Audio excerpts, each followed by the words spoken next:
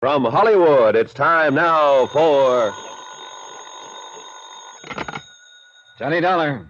Jimmy Sayer at Inter-Allied Life, Johnny. Oh, hi, Jim. How are you? The way I feel now, the way I'm going to feel, depends on you. Okay, let's have it. Remember a guy named King Tut? The Egyptian mummy they dug out of a tomb full of treasure a few years ago. That's right. Well, don't tell me you held a policy on him now, Jim. Oh, seriously now. You'll also remember there was supposed to be a curse on anybody who molested his tomb. Yeah, supposed to be. But of course, anybody knows that stuff's a lot of malarkey. Is it? Isn't it? Better reserve judgment, Johnny, until you hear about the curse of Kamashek.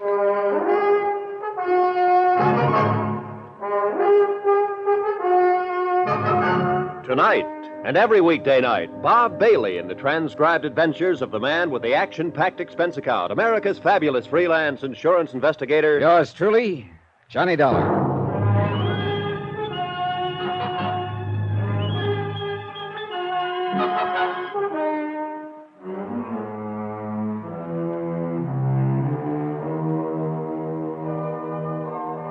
Expense account submitted by Special Investigator Johnny Dollar to the Inter-Allied Life Insurance Company, Hartford, Connecticut. Following is an account of expenditures during my investigation of the curse of Kamashek matter. Expense account item one, $1 even. Taxi to the office of Inter-Allied Life to talk with Jim Sayer. The conference was brief and not very enlightening. I'd much rather have you see Mr. Turnbull and get the story from him yourself. As I said in the beginning, he's a very important client. What's more to the point, he can tell you about it much better than I can. Jim, to coin a cliche, you're being just as clear as mud. Also, by the way, he specifically asked for you. Oh, how come? Well, it seems he liked the way you handled the Parkinson case a couple of years ago. Oh, yeah, Emily Parkinson, the widow who died. Yeah, that's the one. She was his sister. And, well, go down and see him, Johnny. I honestly can't tell you anything more than I already have about the thing. James, you have told me nothing. But he can, and you can pick up a nice fee on it. As a favor to me. No, for that nice fee. Jim promised to phone Eric Turnbull that I was on my way, and I ran up items 2 and 3, $4.20 for a quick lunch and train fare to Stamford. There I was met by a chauffeured car and driven to Turnbull's house. Far out of the town on Birchbrook Road, it was set on one of the biggest, most beautifully landscaped pieces of property I'd ever seen.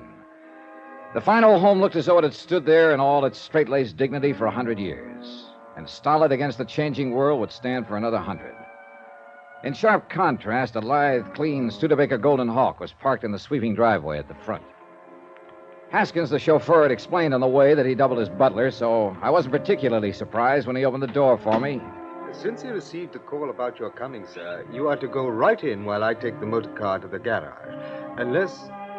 He glanced at the Golden Hawk quickly, back of me, then, having left the word unless hanging in midair, climbed back behind the wheel and drove off.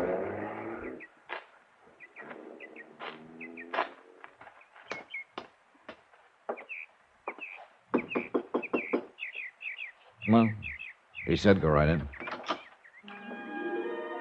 Inside, the house was a classic. From the tile-floored reception room with its walls of oak and the broad staircase leading to the second floor, I could look into the huge living room, finished in polished mahogany with a leaded glass window at one side and thick oriental rugs on the floor. A fireplace that seemed to take in a whole wall, and fine mahogany furniture that glowed with a beautiful patina. Beyond that, I could see the library, golden and walnut. And sitting at a broad desk was a man, his face red with anger, shaking his fist at a very attractive girl of 22 or 3 who stood before him, obviously distressed by what was going on. Don't call me Uncle Eric. I'm not your uncle now, and by heaven, if I have my way, I never will be. You're not married to him yet, my girl, and if I have anything to say about it, you... Oh, Mr. Dollar, isn't it? Yes, sir. Mr. Turnbull? That's right. Come in. And Dorothy, Mr. Dollar and I wish to be alone. The girl stood there for a brief moment, looking at the man with an expression of utter futility in her face. Then, without so much as a glance at me, turned and left by the door that I had just entered. Come in, Mr. Dollar. Come in, please. Thank you. I'm sorry about this. Somewhat embarrassing to you, I'm sure, but it's something I'll have to tell you about later. Sit down, please. Thanks. May I pour you a drink? I must confess I feel I could use one at the moment. No, thanks, Mr. Turnbull. I think I'll pass it. I suppose it is a little early, but, well, good luck. Now, Jim Sayer, an inner allied, tells me you have an insurance problem. Actually, not yet. I'll be perfectly frank with you, Mr. Dollar. Please do. I'm asking you to help me not as an insurance investigator, but as a man I feel I can trust. But you don't really know me, Mr. Turnbull. Oh, on the contrary, I do very well. As a result of your handling of the case of my widowed sister, Emily, when she died a few years ago. As a matter of fact, you and I met very briefly at the time. Oh, yeah, of course, Emily Parkinson. The case involved a lot of phony relatives who filed claims on her estate. Yes, that's right. And your clever trapping of those false claimants and their cheap attempts to gain part of Emily's fortune was... I understand that several of them are still serving sentences. Yeah, I believe so. Which is quite what they deserve. If there's anything I detest in this world, it's dishonesty. Well, I guess most of us feel that way about it. Of course we do, if we have any shred of human dignity. Yeah. But now, what is your problem? It concerns Donald, Emily's son, my nephew. I had expected him to arrive here before you, but suppose I go ahead anyway. Go ahead. Well, when her husband died, Emily was left with a considerable estate and their only child, Donald. The estate's worth nearly $1 million now. Mm-hmm. With not too many years ahead of her, she wasn't well. She had lavished everything on the boy, the best of private schools, travel to Europe, all the things that befit one of our social and financial status. Before she died, she carefully put all of the money into a trust for Donald, a rather unique arrangement which I control until he reaches the age of 30. What would happen if he didn't survive you? Would it all pass to you? Yes. But of course I have no particular need of it. When I sold Turnbull Enterprises some years ago, I think you can see that I'm pretty well fixed. Investments, you know. Yeah. At any rate, since his mother died, Donald has been living here with me in accordance with her request that I care for him. And I've been glad to do it, for I love the boy very dearly. How old is he, by the way? 25. He'll be 26 in October. And what's he doing for a living? That's the whole point. There's no need for him to work for a living, as you put it. But in college, against my better judgment, he majored in archaeology and Egyptology. Oh.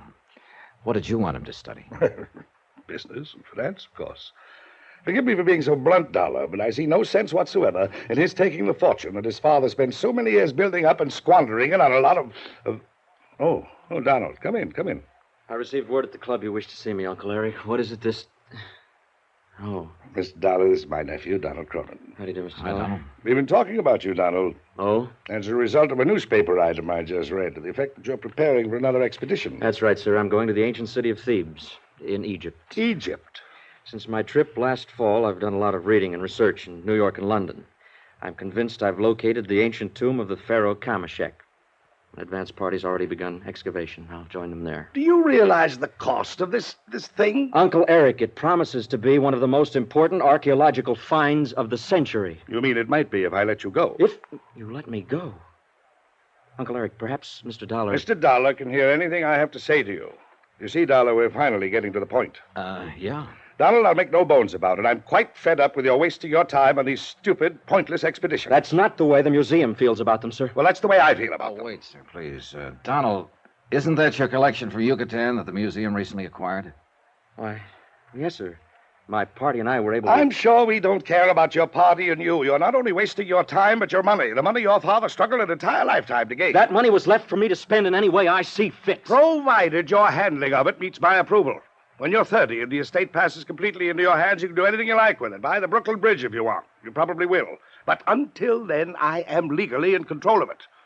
And now, finally, I have every intention of exercising that control.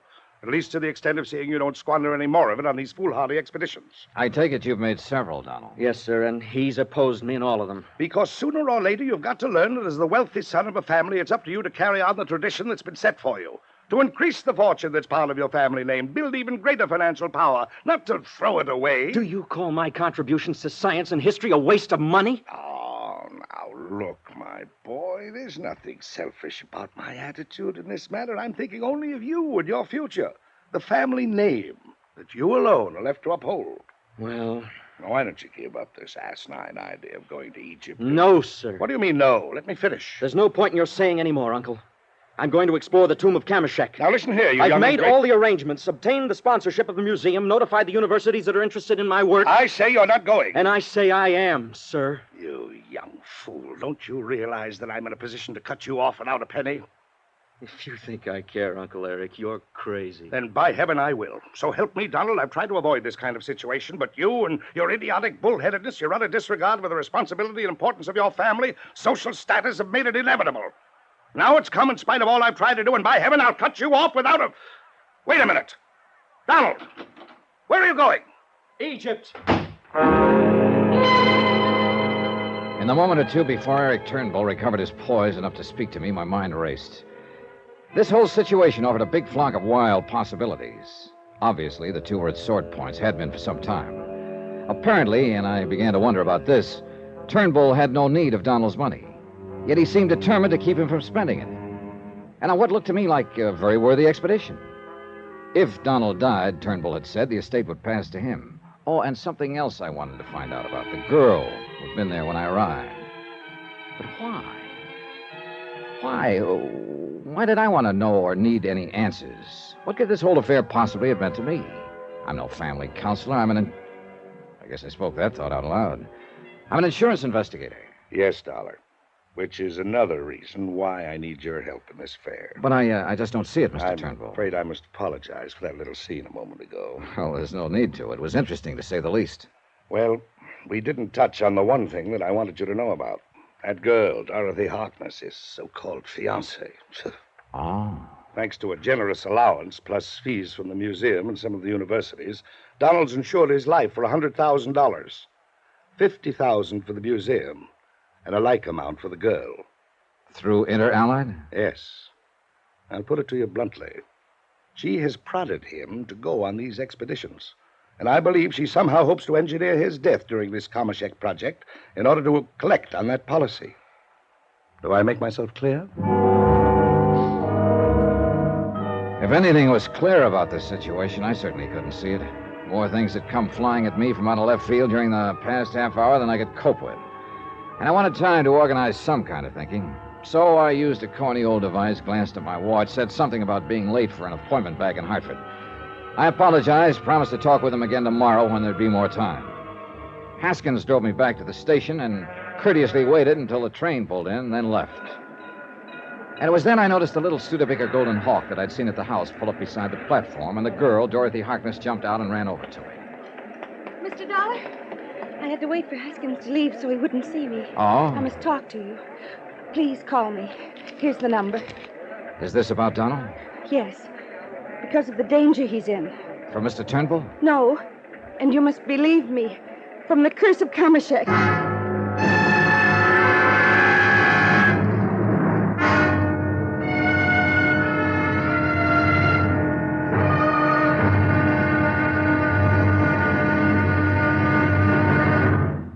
Now, here's our star to tell you about tomorrow's episode of this week's story. Tomorrow, a little order starts to come out of the Department of Utter Confusion and a promise of murder. Join us, won't you? Yours truly, Johnny Dollar. From Hollywood, it's time now for... Johnny Dollar. I have your call to Stamford, sir. Oh, thank you, operator.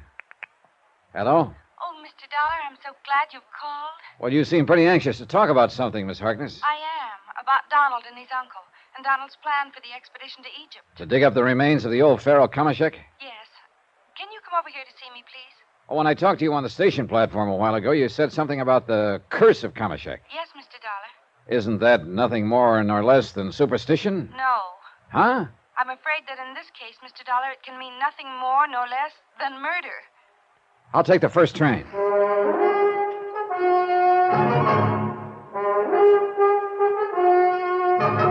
Tonight and every weekday night, Bob Bailey in the transcribed adventures of the man with the action-packed expense account, America's fabulous freelance insurance investigator. Yours truly, Johnny Dollar.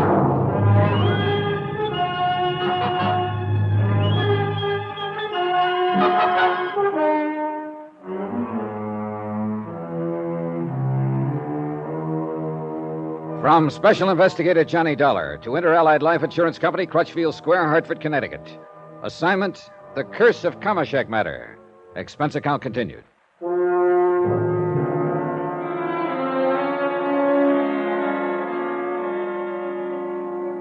Item 4, 320, cab to the station, train fare from Hartford to Stamford, and cab to the modest but attractive apartment of Dorothy Harkness.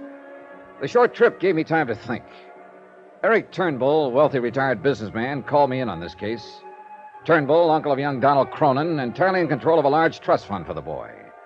Turnbull, who was determined to prevent him from making an expedition to the tomb of Kamashek, on the excuse that he suspected a plot against the boy's life, engineered by Dorothy Harkness, who was not only Donald's fiancée, but a beneficiary of his $100,000 life policy. So a talk with Dorothy Harkness seemed very much in order. Oh, come in, Mr. Dollar. I'm so glad you were willing to come and talk with me. How are you, Miss Harkness? You make me sound so old. It's Dorothy. Won't you sit down? All right, thank you. But before we go any further, Dorothy, I think you ought to understand that I'm an insurance investigator, and so far... I know that. Donald told me his uncle was going to send for you. But there's been no claim filed, no reason for one. I know. Mr. Turnbull does, kind of unusual things now and then, and I guess this is one of them. Unless he's trying to prevent whatever might cause a claim to be filed. Mr. Dollar, I don't know what Mr. Turnbull has told you about me, but I'm sure it wasn't good. I'm afraid we don't get along very well. Well, it's pretty obvious he doesn't like your interest in his nephew, Donald. I've known Donald since school, Mr. Dollar, and we hope to get married. At least Donald does. Oh? And what about you? Well, I don't know. I don't know. I got the impression from Mr. Turnbull you were doing a pretty good job of getting Donald into your clutches. That isn't the way it is at all. We've been seeing a great deal of each other, and Donald has asked me to marry him. And I'm fond of him, Mr. Dollar, terribly fond of him. But so far as marriage is concerned, I'm not sure. What do you mean? I can't help wondering all the time if he isn't hoping to marry me just as an escape from his uncle. Uh-huh. Would you marry him? If I were sure of him. You'd be sure of an awful lot of money, Dorothy. What? The minute he reached 30, that is. Mr. Turnbull has poisoned your mind, Mr. Dollar. What money Donald has or may have has nothing to do with it. That sort of thinking is filthy. I guess you mean that, don't you, Dorothy? Yes. I think I've loved Donald ever since my father brought him into the museum. Your father? Yes, he's curator of archaeology. Well, how does he feel about Donald and you? His only interest in Donald is in the money, the financial support he gives the museum. Oh. Since Mother died, he's become a grasping, self-centered old man whose only interest is in the museum. I see. So I don't live with him anymore. Well, then I take it he opposes any thought of your marrying Donald. He wants me to string him along for his money and scientific contributions. But Donald is making something of himself, instead of wasting his life in idle luxury as Mr. Turnbull would have it. Or would he rather have Don increase the family fortune? No, just not spend it. That's all he cares about. So if anything should happen to Donald, there would be more left for Mr. Eric Turnbull. And that's why I called you. Because I'm afraid that if Donald does go on this expedition to Egypt, something will happen to him. Oh, now, wait a minute. Turnbull has objected strenuously to this latest expedition. You don't know them yet. Either of them. They're of the same stock, and they're both stubborn, determined, and willful, and his uncle is clever. Clever enough to play on this stubbornness. Capitalize on it. What's that supposed to mean? He knows that the surest way to keep Donald from doing something is to insist that he do it. It's always been that way. Are you sure you haven't been reading too much psychology? It's true. And in spite of Donald's academic maturity, he's almost like a child in some things, emotional sometimes. That's another reason why I wonder if Donald really wants to marry me. If he loves me enough. Or if he's simply rebelling against his uncle. You feel, then, that Mr. Turnbull is opposing the expedition to be sure that Donald will make it? Yes. Because he doesn't quietly reason with Donald, talk things out. He shouts, he storms, he threatens. And that gets Don's back hair up, huh? It makes him more determined to go than ever. Wouldn't it do the same to you? Maybe so. And I'm afraid that if he does go, he'll never come back. You honestly don't want him to go? No. Just what do you think might happen to him? This curse of Kamashek you mentioned? I think that would be the excuse for his uncle to have something happen to him. Well, what is this curse? Do you remember King Tutankhamun? Well, I remember hearing and reading something about him, old Egyptian pharaoh. His tomb had a curse on it, too. But because they believed it would yield important historical data and some of the treasure of those ancient dynasties, an expedition went to the Valley of the Kings and excavated it anyhow. You're really hip on this stuff, aren't you? Because of Donald's interest in it, I guess. But listen to me. One after another, people who were involved in that expedition died under very mysterious circumstances. Yeah, I remember. Even Lord Carnarvon himself. They said that he died from the results of a mosquito bite and pneumonia. But the other deaths were not so easily explained away. Not even by able scientists and doctors. You believe in the curse of King Tut, then? And now the curse of Kamashek? No, I don't. But from what you just told me... There have been too many other tombs, all bearing warnings, where the people who dug into them, touched the treasures in them, even touched the remains of the kings, had no harm at all come to them. Well, then I'm afraid I don't see what you're driving at. This, Johnny. Any mysterious death of someone who's explored one of these ancient tombs will be accepted as a result of the curse. Don't you see? It's an open door to murder. You know something? To me, it all sounds a little far-fetched. No. Because of Eric Turnbull. Because I'm sure he wants Donald out of the way. For his money? This terrible friction between them, this antagonism that's been building up for years. And it's reached a point where either one of them would be glad to see the other out of the way. But Eric Turnbull is the only one who's evil enough to do something about it. Well, I gotta admit, the sparks kind of flew between them when I saw them together. And don't forget, it would be to his uncle's advantage if Donald were to die. He needs the money? Well, no, I guess he doesn't. Well, what about you? I'm doing all right at the museum. I'm earning enough to live on, and I'm happy in my work. Just the same, as I understand it, you'd collect half of Donald's life policy. I hate you for even thinking about such a thing. I'd hoped you would help me save Donald's life. Funny, though, isn't it? Funny? Eric Turnbull is my employer in this case. If there really is a case. Because he's smart. He's clever. He's clever enough to know that calling you in would help cover up anything he might do. All right, look. Suppose Eric Turnbull did plan to get rid of Donald. How? I don't know. But this I do know. And it's the thing that has scared me. On his last expedition, and he didn't realize it until afterwards, one of the men in his party, a man he'd selected himself, turned out to have been paid separately by Mr. Turnbull. Why not? He probably wanted somebody there to look after Donald without his knowing. Listen to me. This man caused a couple of accidents. At least they called them accidents. That could have cost Donald his life. Oh, now, Dorothy, look. No, please. no. No, I can see that you don't believe anything I've told you. Dorothy, I think you're just building up something in your imagination. You don't believe me. But at least do this.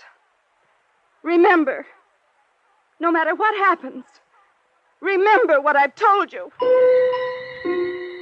Somebody was lying. That was a cinch. But who? And why? Unless one of them really was plotting against the life of Donald Cronin. I couldn't get it out of my head that at least Eric Turnbull didn't need whatever money would come from Donald's death. Dorothy Harkness, on the other hand, would gain what to her would be plenty.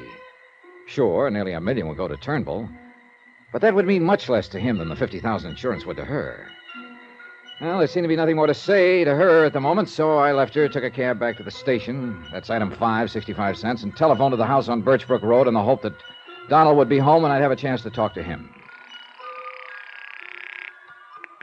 Hello? Oh, Mr. Turnbull, this is Johnny Dollar. Oh, splendid. Where are you? Well, I'm at the station, but I was calling to try and... Splendid. Haskins will drive the car down to meet you immediately. Well, now... I knew that if you thought it over, you'd be willing to take on this case. Yeah, sure. You just wait right there. Haskins will be along in a few minutes. Goodbye.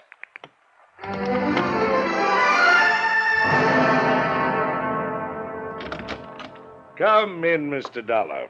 Well, thank you, but before we talk about this Sit thing... down, won't you?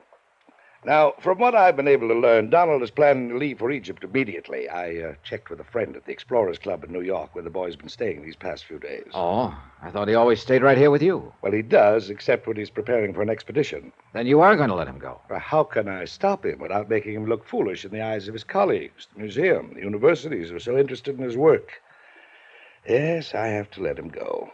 But with you beside him there... Oh, wait a minute. Of course, I'll expect you to be with him during the entire expedition. Well, now, look, And remember this, no expense is to be spared in the protection of my nephew's life.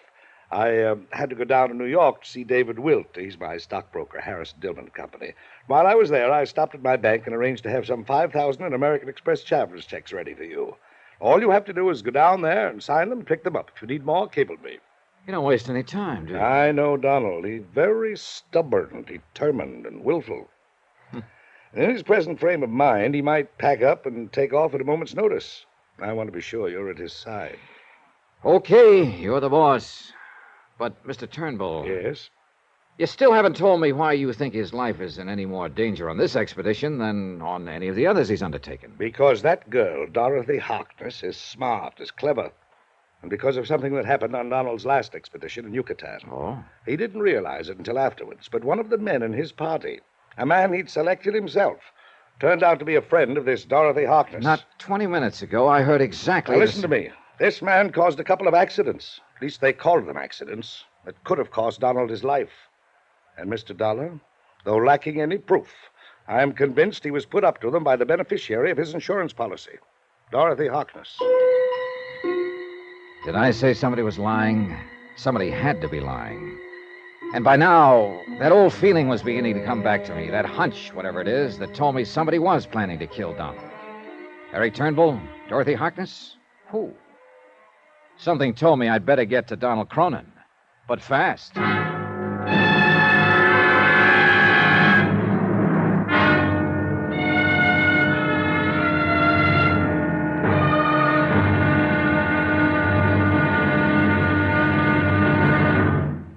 Now, here's our star to tell you about tomorrow's episode of this week's story. Tomorrow, suddenly the reason for a carefully planned murder becomes crystal clear, and a race against death becomes a race for my own life. Join us, won't you? Yours truly, Johnny Dollar. From Hollywood, it's time now for... Johnny Dollar. This is the operator at the Explorers Club. Oh, good. Have you been able Sorry, Mr. Dollar, but I haven't been able to reach Mr. Donald Cronin for you. Well, hasn't he been there at all? He was in and out all morning, but he refused to answer any calls then. Since you first telephoned, he hasn't been back. Well, do you know when he will be back? No, I don't, sir. All right, then leave a message. I'll meet him there at the club. Is it very important that you see him, Mr. Dollar? It's important that I keep him from being murdered.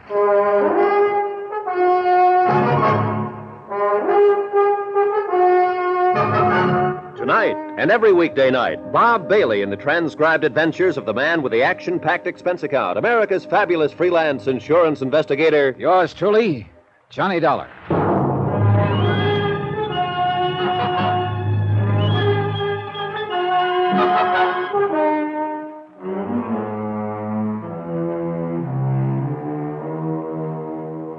From Special Investigator Johnny Dollar to Inter-Allied Life Insurance Company, Crutchfield Square, Hartford, Connecticut. Assignment, The Curse of Kamashek Matter. Expense account continued.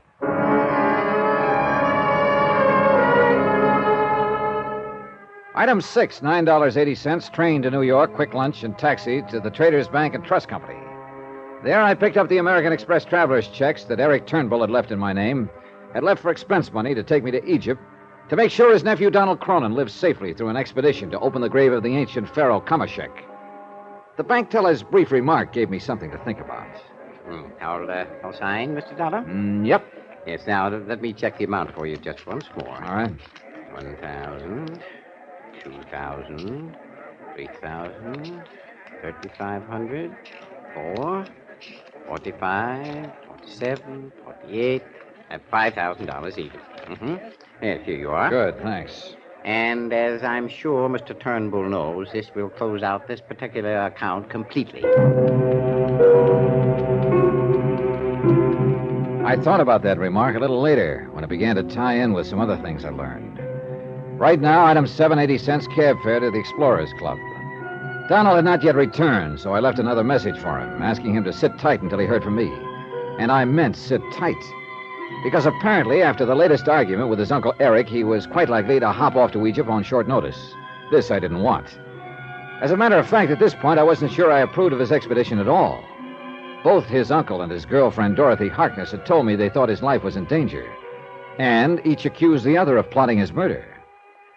I was about to leave the Explorers Club when I was buttonholed by a short, kind of cute-looking old character in Gray striped suit, tattersall vest, spats, believe it or not, and all but a monocle. I say there, old man. Yes? If you'll pardon me, I believe I overheard you inquiring at the desk for Donald Cronin, didn't I? Oh, yes. Do you know him? Oh, I most certainly do. But excuse me, I'm Percival Thronghurst Scatterday. Mr. Scatterday, I'm Johnny Dollar. Oh, yes. Donald told me that he'd met you at his home. Tell me, do you plan to accompany him on the expedition to Thebes? Well, yes. Excellent. It should result, you know, in one of the most important archaeological finds of the century. Think of it. The tomb of Kamashek. Yes. Do you know where Donald is now? Treasures, artifacts, and that should put to shame the ones that were excavated from the tomb of Tutankhamun. Yes, I'm sure it will, but now... If history has told us the truth about Kamashek, 18th dynasty, I believe... Well, that I wouldn't know. But now, Mr. Scatterday, it's important that I reach Donald Cronin just as soon as... No. Now that I think of it, Kamashek was 12th dynasty. Mr. Scatterday, But he couldn't be, because that was the era... Oh, yes, I remember now. It was the 18th, the same period in which the great temple of Queen Hatshepsut was erected at Daya el-Bahari at Thebes, of course. You've seen that, of course. No, I haven't. Oh, magnificent, enthralling. Now, look here, sir. But now, Mr. Dollar... I've got to reach Donald Cronin, so if you'll excuse me... Mr. Dollar, please, you say you are going with Donald. You do know about the curse of Kamashek.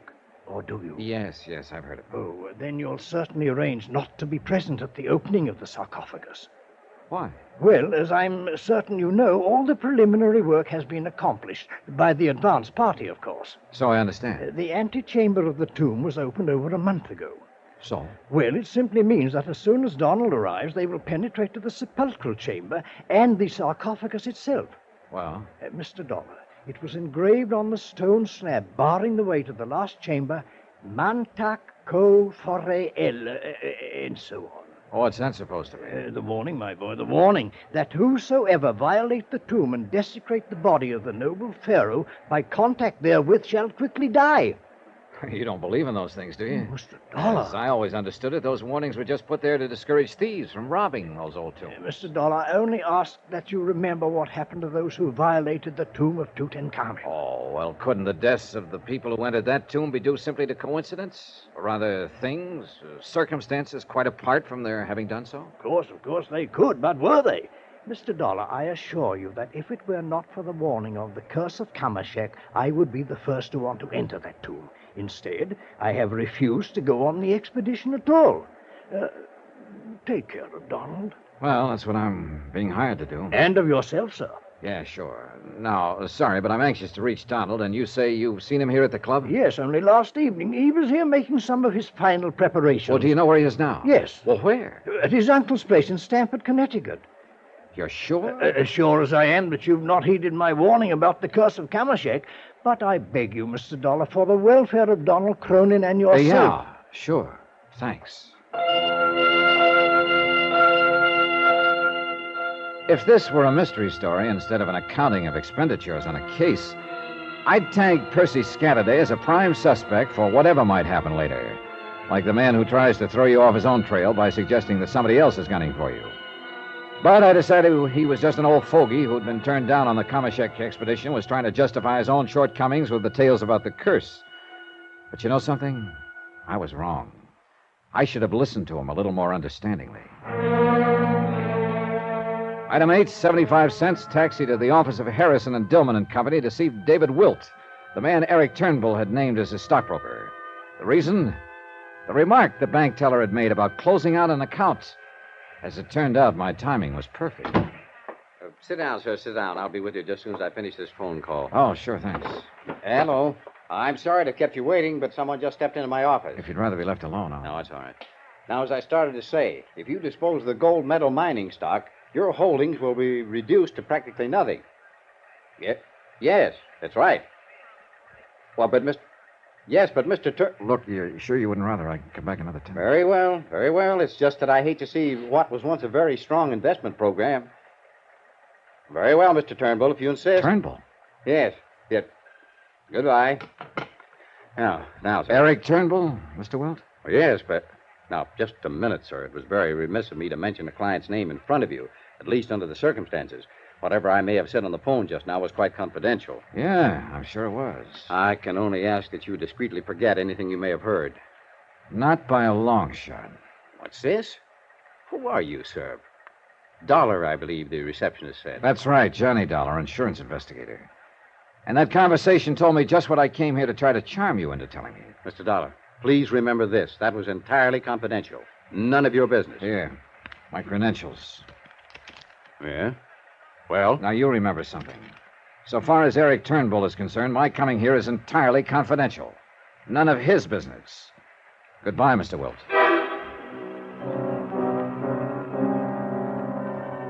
So the wealthy Eric Turnbull wasn't so wealthy after all. Big investments in the stock market, he'd said. But they didn't look so big anymore. And the closing out of bank accounts. Item 9:30 phone call to Dorothy Harkness. Yes, Mr. Dollar? I just called to tell you, Dorothy, that if it'll be any satisfaction to you, I'm going to make the trip to Egypt. Oh, thank heaven. Then Donald will have some protection against the machinations of his uncle. Oh, gal, that sounds like a line out of an old melodrama. I know you don't believe me, Mr. Dollar, but I'm so sure that Eric Turnbull is plotting against Donald's life. You know something? I'm beginning to feel a little that way, too. Then you did believe me, in spite of the way you poo-pooed everything I said. Are you and Donald leaving together? I can't seem to find him. Do you know where he is? Have you tried the Explorer's Club? No, not there. Well, he'll surely call me before he leaves. Well, if he does, have him get in touch with me. Where, Mr. Dollar? Right now, I'm going out to Eric Turnbull's house. After that, I'll be back in Hartford. Item 10, $7 even, train fare back to Stamford and taxi to the Turnbull residence in the hope that there I would find Donald Cronin, the real principal in this case, and the one person I hadn't yet talked to. But it was Eric Turnbull who met me at the door. Mr. Dollar, I'm glad to see you. Come in, come in. Have you seen my nephew, Donald? Well, no. Isn't he here? No, nor is he at the Explorers Club. I've called him several times. I'm worried about him in his present frame of mind. I'm worried about him, too, Mr. Turnbull, but not for the same reason. Because of that girl, Dorothy Harkness. Here, sit down. No, that isn't what I meant. In his present frame of mind, he's likely to jump off on his flight to Egypt without... Look here. I wonder if he's with her. No, that much I do know. Oh, I wish to heaven he would call if anything happens If anything happens to him, you'd love it, wouldn't you? What? What did you say? I've done a little checking up on you, Mr. Turnbull, since I last talked to you. What do you mean? In a case as involved as this, it's necessary to check all the angles, everything, everyone, even the man who hires you. Has that girl been poisoning your mind against me, too? Your banker, from whom I picked up the American Express checks, let it slip that your account is in pretty bad shape. Non-existent now, as a matter of fact. Go on, Mr. Dollar. And your stockbroker, quite inadvertently, made it all too plain that the big investments you told me about aren't so big after all. Mr. Dollar. All right, tie that in with the fact that if anything does happen to Donald, you'll come into his estate. You've said enough. But it's true, isn't it? You laid so much stress on Dorothy and the museum getting his $100,000 life insurance, but you're the one who would really benefit by his death. Dollar, you have talked with one banker, with one stockbroker. Why, in your snooping around, didn't you talk with the others who hold my accounts? Like who? That's none of your business. But if what you are implying were true, why in heaven's name would I ever ask you to come in and protect my nephew? As a cover-up? I should knock you down with my bare fists, and believe me, my boy, I could do it. Now listen to me. I'm listening. If I didn't have any money, how could I afford to give you the $5,000 in expense money, pay whatever other costs may be involved in your employment? And why do you suppose, in spite of this high-handed attitude of yours, I'm still begging you to stay on this case? See Donald, Mr. Dollar. Talk with him. You'll find that in spite of the angry scene between us, I'm concerned only with his welfare, that I want to protect him, that I want you to protect him. Wait, that's Donald. Now, let me take it. Well, now, just a minute. Johnny Dollar. Oh, Mr. Dollar, I was calling Mr. Turnbull. Mr. Scatterday? Yes, at the Explorers Club. Mr. Dollar, I've just talked to a couple of fellow members who saw him off. Saw him? Donald Cronin? Yes, last night. His plane has probably reached Cairo by now. Fooled all of us, didn't he? Yeah. Thanks. Well, thought you'd want to... Well? Donald left for Egypt last night. Oh, no. Oh, yes. Then please, I beg of you, go. In heaven's name, go to him. Stay with him. Protect him. For a long moment, Eric Turnbull simply stood there, sobbing, pleading with his tear-filled eyes. And suddenly, I don't know why, I found that I believed him. I wish now that he'd been lying. 2 lives might have been saved.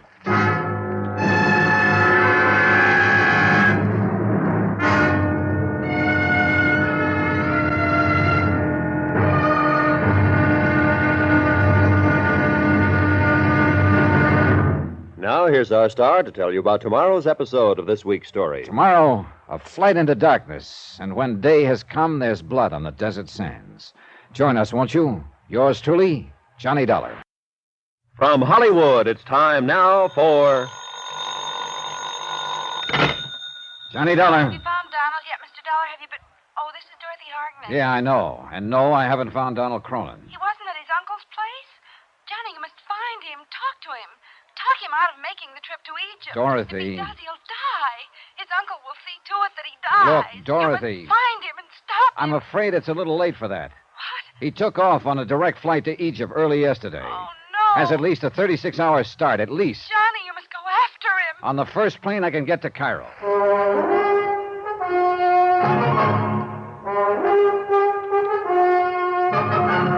Tonight and every weekday night, Bob Bailey in the transcribed adventures of the man with the action-packed expense account, America's fabulous freelance insurance investigator. Yours truly, Johnny Dollar.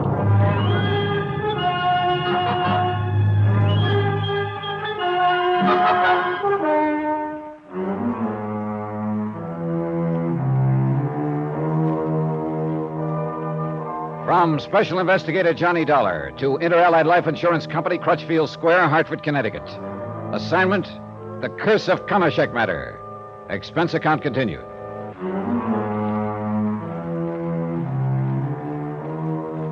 Item 10, taxi, train to New York, and cab to the airport, $9.45. Item 11, round-trip plane fare to Cairo, Egypt, $1,305.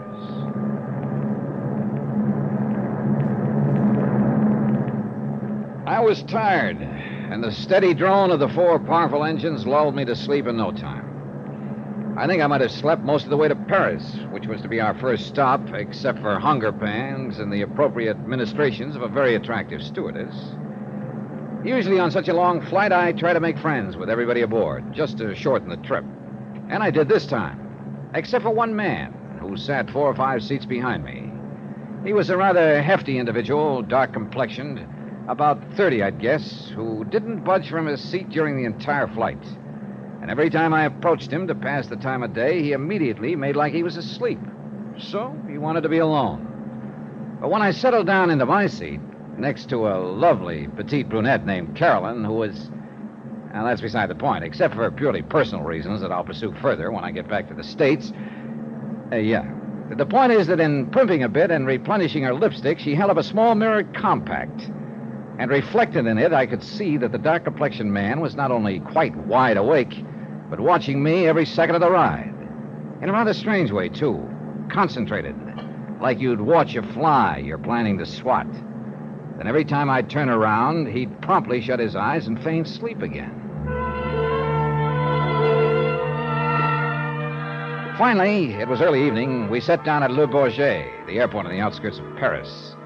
Since this was Carolyn's destination, during the short layover, I helped her get her baggage and extracted the promise of a date in New York when she returned in the fall.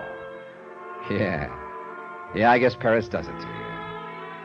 Well, anyhow, after she'd piled into a taxi, I wandered around for a bit thinking and decided to reboard the plane, look up the dark, silent passenger, and have it out with him. But apparently I'd waited too long. As I passed a narrow sort of alley beside a baggage shed, he decided to have it out with me. In here, Dollar, quick. Huh? What? In here, where we won't be seen. Oh, now, just a minute, fella. Who are you? What do you want? Just this. What? Why, you... You don't... All right, now. Now, what was the big idea, mister? You gonna talk, or do you want some more of this? All right.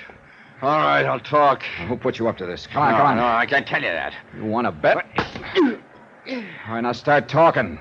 I said... All right, I'll talk. It was Turnbull. What? Turnbull? Here. Yeah, that's right. Frederick Turnbull. Why? Oh, should I know? I do a lot of strong arm for him. Go on. So he pays me good to get you out of the way, so I should ask questions? Well, maybe he'll have a few to ask you if you ever get back to the States. Now roll over. Huh? No. Hey. All right. Hey, what are you doing? That's my passport. That's right, mister. That's exactly what it was. When you get back on your feet, you can try to figure out how to go on from here without it. Listen, you dirty... Sorry, buddy. I gotta catch a flight. I suppose I should have turned the unfriendly thug over to the French police, but figured he'd have trouble enough lacking a passport to keep him out of my way for a while. The only charges I could make against him would be for assault. Time was of the essence, too, since Donald Cronin actually was 2 days ahead of me, and it was important that I join him at the tomb of Kamashek as soon as possible. At least so I thought, until I entered the main building of the airport again and heard my name being called on the PA system. The information desk showed me where to take a transatlantic phone call. Johnny Dollar. Dollar, this is Eric Turnbull. Well. Thank goodness I was able to reach you during your Paris stopover. I'm glad you did, Mr. Turnbull, because there are a couple of things I want to talk to you about. When you return, Mr. Dollar. What's the matter with right now? And may I suggest that you take the first plane back here that you can get? First, I want a little explanation for a beating I just took for... Wait a minute. What did you say? Come back here and we'll settle our accounts. The case is closed. What? Donald is dead. Where? How? I just received word from one of the members of the expedition. In Egypt? Yes, the curse of Kamashek has been fulfilled. Or was he murdered? I'm afraid it was the same mysterious death that's overtaken so many who have violated those old tombs. Well, I don't believe it. Any more than you believe in that so-called curse the last time I talked to you. I know. I was wrong. Heaven forgive me for letting the boy go. Look, Mr. Turnbull, things just don't make sense at all. Come back, Mr. Dollar, and we'll talk about it here. Listen to me. Yes? Before I decide what I'm going to do, I want to know why you hired a thug to try to put me out of the picture. What? I don't know what you're talking about. Oh, you don't? Well, he made it plenty plain that he's handled strong-arm jobs for you before. That's impossible. Gave me your name as the man who's hired him many times. Frederick Whoa, hold it a minute. Dollar, I'm very sorry, but I haven't the least... Maybe I will go back to New York at that. Mr. Dollar. It suddenly dawned on me that I must have been slightly befuddled by the partial beating I'd taken earlier. You know, when the thug made his little confession a few minutes before. I'll talk. It was Turnbull hired me. Frederick Turnbull. Frederick Turnbull, he'd said, instead of Eric Turnbull. Sure, they sound alike. But a guy who's done a lot of strong-arm jobs, knows the right name of the guy that hired him, that can mean only one thing. Someone had instructed that thug to say he'd been hired by Turnbull. But who?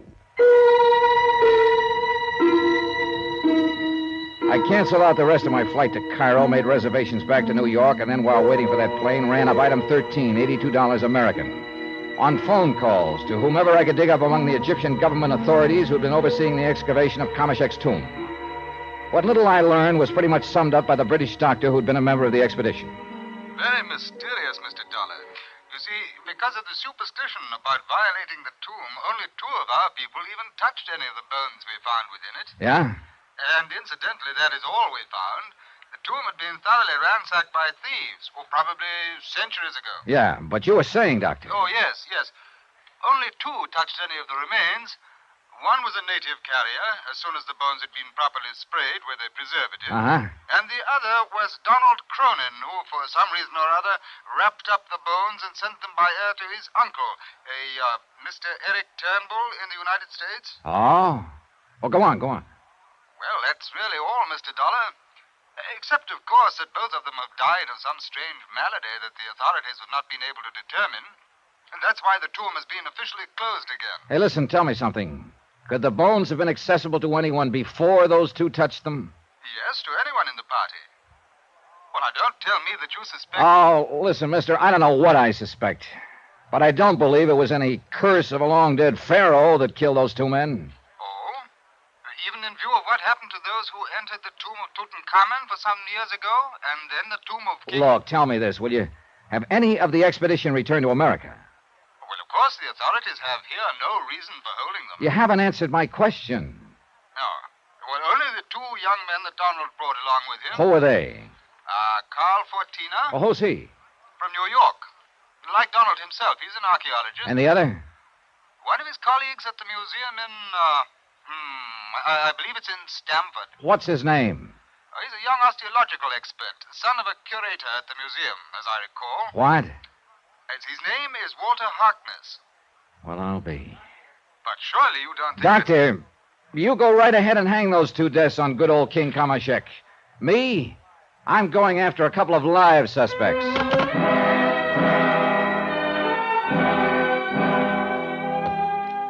There was plenty of time before the New York plane for a quick look for my heavy-handed pal in the alley where I'd left him. But he'd either crawled away or been picked up by the gendarmes, and I didn't have time for a session with them. Item 14, $150 for some food. Then aboard the plane, and we took off. It was a rough case to figure. Actually, of course, the insurance angle was done and over with. It ended with Donald Cronin's death. And 2 people would benefit by his death, both of them number 1 suspects. One, his uncle, Eric Turnbull, who would now take over the $1 million estate. The other, Dorothy Harkness, who would gain a big chunk of life insurance money, along with the museum, of course, that her father... Who hold everything? Her father, Adam Harkness, who opposed her marriage to Donald, who looked on him simply as a source of income for the museum, who... Hold everything is right. There was the son, too, Walter Harkness, who ducked back to the States the minute Donald died. How did he fit into this? Believe me, in spite of all the talk in it, the belief in it, the one thing I was sure had nothing to do with the whole matter was the curse of Kamashek. Nevertheless, call it hunch or whatever you like, the more I thought about it, the more certain I became that I'd find all the answers in a package that Donald had mailed back to the States. A package containing the bones of Pharaoh Kamashek.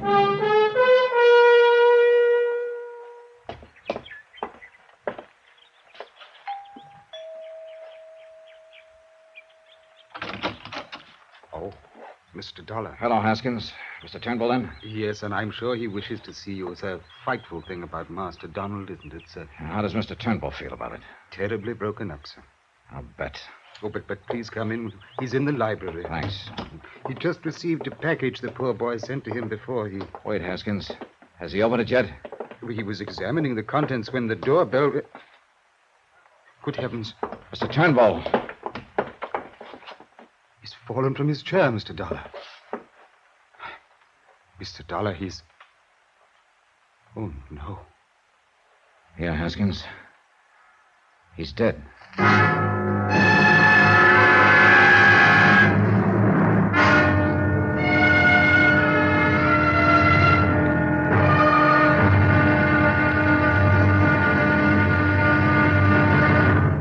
Now, here's our star to tell you about the final episode of this week's story. Before I do, please let me thank you for the letters you keep sending us about the program. So many come in every day that it's become quite a chore to answer them, but you know something? I love it. As a matter of fact, your letters are appreciated by all of us who are involved in the production and presentation of the show. Our director, the writers, the various members of our cast, and our excellent technical crew. So please don't stop. Tomorrow, the wind-up. And a sorry example of what the lust for money can sometimes do to nice people. Join us, won't you? Yours truly, Johnny Dollar. From Hollywood, it's time now for... Johnny Dollar. Dr. St. Clair returning your call, Stinky. Oh, hi, Leonard. Where have you been, Johnny? It's been years. Yeah, I know. Listen, can you give me a hand? Who got poison this time? 2 of them. I hope it's poison, and that you can prove it for me. We'll try. What do I do? Meet me here at the home of Eric Turnbull in Stamford, Connecticut. Okay, but Johnny... Give you the address in a minute. But, Johnny, what do you mean you hope somebody got poisoned? Because if they didn't, I'm going to go off my rocker. What? Because the only other possible cause of death could be a curse. The curse of Kamashek. Who? An Egyptian king who died a couple of dozen centuries ago. What?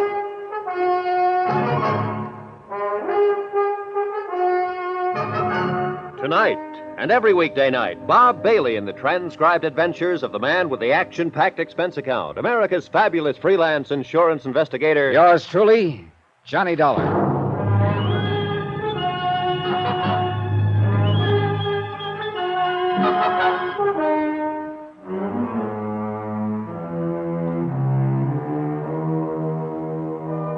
From Special Investigator Johnny Dollar to Inter-Allied Life Insurance Company, Crutchfield Square, Hartford, Connecticut. Assignment, The Curse of Kamashek Matter. Expense account continued. I called Dr. Leonard St. Clair, an old school chum, because I knew him to be one of the foremost toxicologists in the country. And I was telling the truth. I hoped it could be shown that some kind of poison killed Donald Cronin and subsequently his uncle Eric Turnbull. Both apparently had believed in the curse of the old Egyptian pharaoh. A curse that was to befall anyone who violated his ancient tomb on the banks of the Nile. Donald had done this in excavating the tomb. But his uncle here in Stamford had only touched the bones that Donald had airmailed to him. He was opening the package that Master Donald, God rest his soul, that Master Donald had sent him just before he died, there at the tomb in Egypt. I brought them in here to the library for him, sir. Go on, Haskins. Well, then you rang the doorbell. I left him with it, and when you and I came in here... Yeah, dead. From the curse of Kamashek, Mr. Dollar. Oh, Haskins, I don't believe it. A friend of mine, Dr. St. Clair, will be here shortly, and he'll be able to... Shouldn't we notify the police? No, sir? Later. But leave my poor employee's body just lying there? For the time being, yes. Until Dr. St. Clair examines it. Hey, as you wish, sir. That's what I wish. Haskins. One person in this confusing mess I hadn't given a second thought to. As it turned out, there wasn't time, for Len St. Clair arrived a few minutes later in a car equipped like a miniature laboratory. No doubt as a result of the police work he was frequently called on to do. First, of course, in his capacity as an MD, he made a thorough examination of Eric Turnbull's body for purposes of death certificate data. It was poison, all right, Johnny. I'm sure of it. At least as sure as I can be, short of making an autopsy. But what kind of poison, Len? And how administered? Well, at the risk of making it sound like a dime novel, I'd say it was an extremely rare, Well, what? Come on. Well, it's something I haven't heard of in years. Related to the old Indian arrow poison. It's very difficult to detect. Can you make sure? Yes, if you'll help me drag some of my equipment in from the car, including a cage of white mice. What? Yeah, on which to experiment with samples of the stuff. Samples from those old bones out of the tomb? That's right. Now, from what you've told me, only 2 people have touched the bones since the minute they were discovered in the tomb. 3. A native carrier, Donald Cronin, and now the late Eric Turnbull. And they've all died. But, Johnny. Yeah? The poison I'm thinking of would hardly have been put on those bones in the time of the pharaohs. Oh, and by the way, I hope no one's touched them here. No, I've left them just as they are in that mailing wrapper. Good. Because it could be fatal. I'll carefully scrape them when we get the equipment in here. We brought in what Len needed for his work, including the white mice. Then I closed him in the library and left him to his experiments. To a bit of research, too, for he'd brought in a couple of thick books on toxicology. As a matter of routine, I phoned the local coroner and then tried to reach Dorothy Harkness. Her number didn't answer.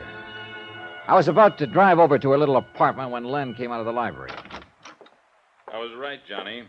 Curaba arsenium. That the name of the stuff? Uh-huh.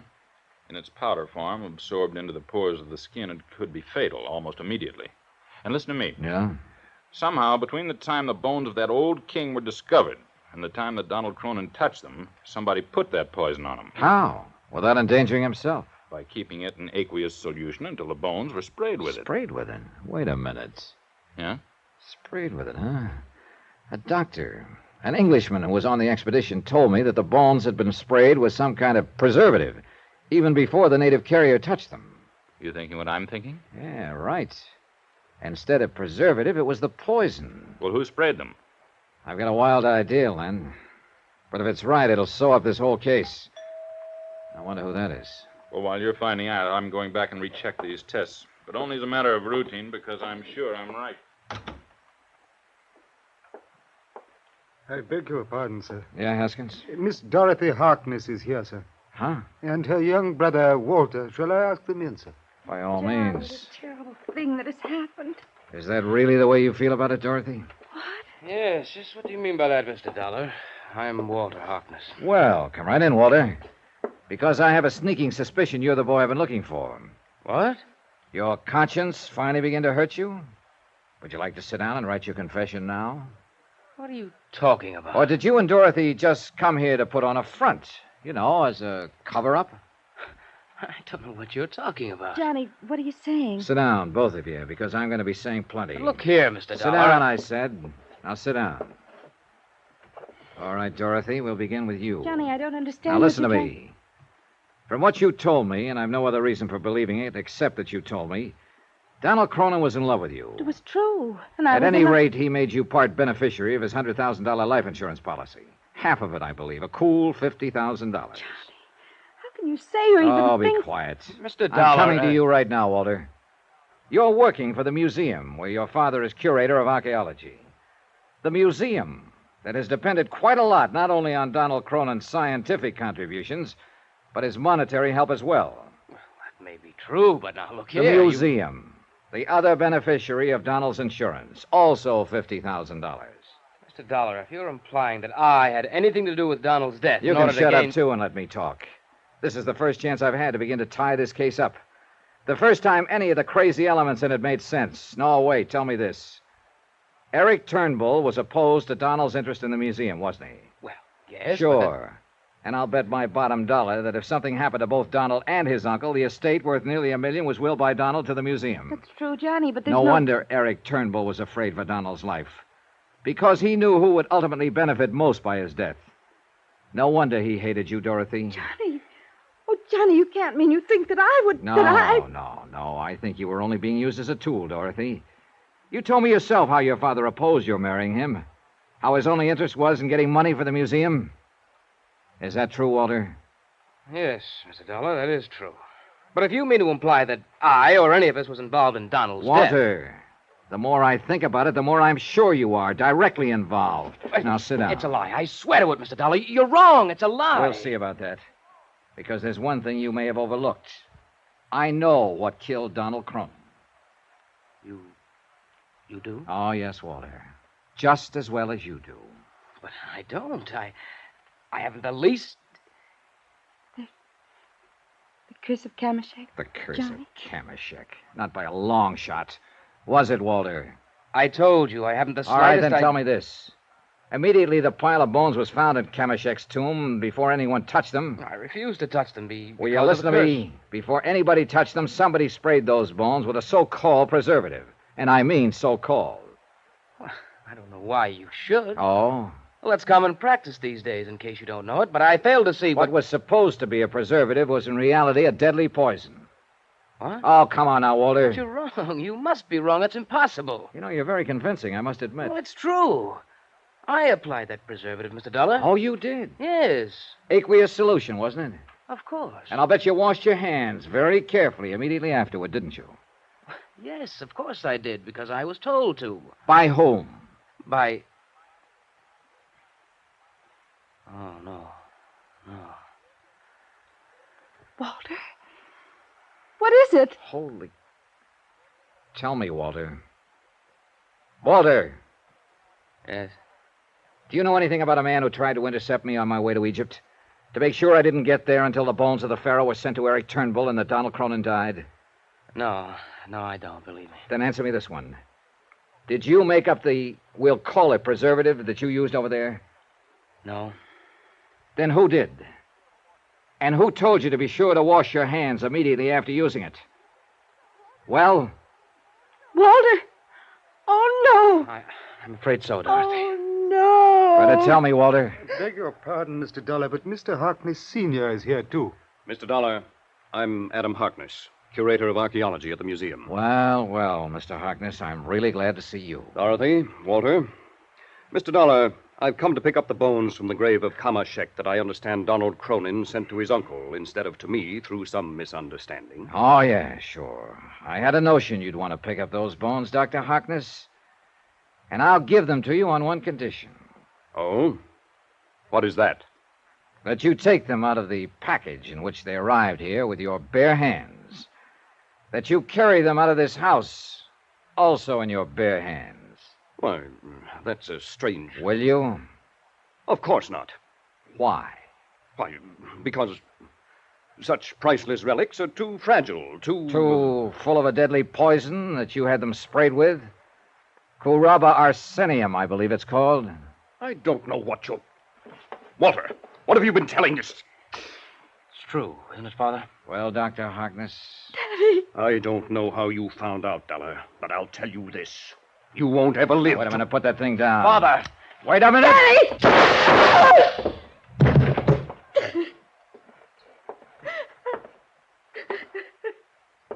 Johnny? You stopped him all right, Len. But I think he'll live. Good. I knew all the police work I've been doing would come in handy sometime. Thanks for barging in at the psychological moment. Well, I was only coming in to confirm the results of my tests. But I guess Dr. Harkness had already done it. Yeah.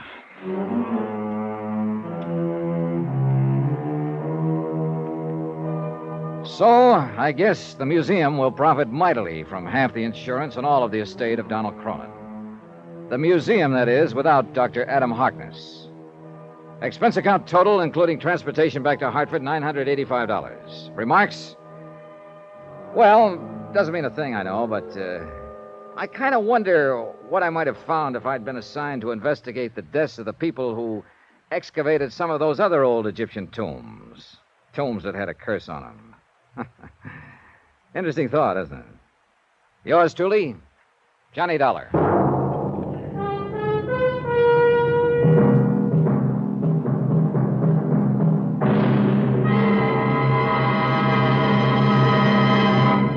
Now, here's our star to tell you about next week's story. Next week, a search for $80,000 that was never there, and a body that was never there.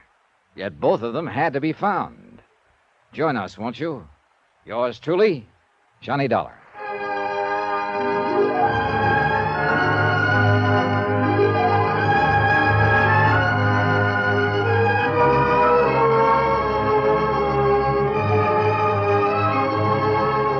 Yours truly, Johnny Dollar, starring Bob Bailey, is transcribed in Hollywood. It is produced and directed by Jack Johnstone, who also wrote this week's story. Heard in this week's cast were Paul Dubov, Alan Reed Sr., Dick Crenna, Virginia Gregg, Ben Wright, Forrest Lewis, Eric Snowden, Barney Phillips, James McCallion, and Les Tremaine. Musical supervision by Amerigo Marino. Be sure to join us on Monday night, same time and station, for another exciting story of yours truly, Johnny Dollar. Roy Rowan speaking.